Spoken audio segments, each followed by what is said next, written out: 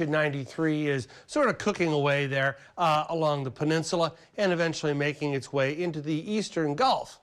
What's going to happen there? Well, it will have a 40% chance of becoming something more. Now, the information I'm looking at indicates this is more than likely going to stay fairly weak, but still could be a good rainmaker for Louisiana and Mississippi. So that's something that they're going to have to look out for. But in no way am I mentioning the valley in any of that, because it is forecast to go, no matter its strength, and it's expected to be, maybe tropical depression, maybe tropical storm. It could happen. But still, moving on up toward Louisiana and then getting caught up in a frontal boundary and then being redirected back in over Mississippi. So here we are. No. So if social media is whipping up some kind of frenzy about this, fear not. 79 degrees overnight tonight. Southeast wind 5 to 10. Heading out the door in the morning, why, we're to 84 degrees by 8 a.m. and lots of sun.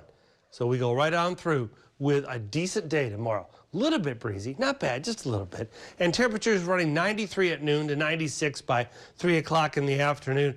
Plenty of clear. Yes, the dust from Africa is going to make the blue sky a little bit more hazy, but still, it's going to be a great day. And temperatures are going to be pushing the mid to upper 90s.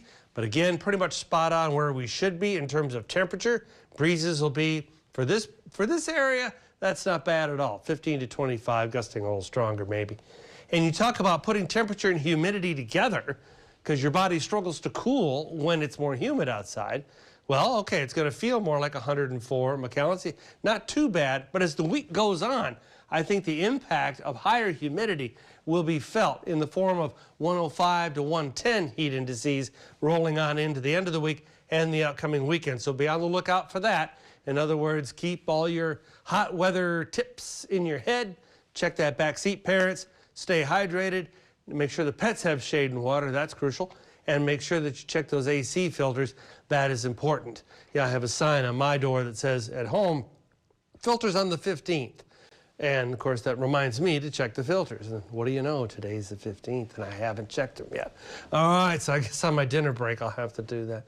River of dust. Yeah, that dust, we've already talked about it once, but it's worth a second note. More of it coming across the Atlantic is going to continue to make gray skies or hazy skies. And respiratory issues are always exacerbated by that dust.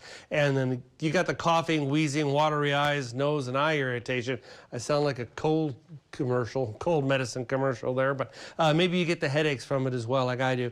Restricts hurricane development. Well, that's the best part of it, is that the dust does restrict hurricane development, and it seems to be doing a pretty good job, so much so that Colorado State lowered their forecast for the season as a result of it. All right, folks, that's a look at it. Enjoy.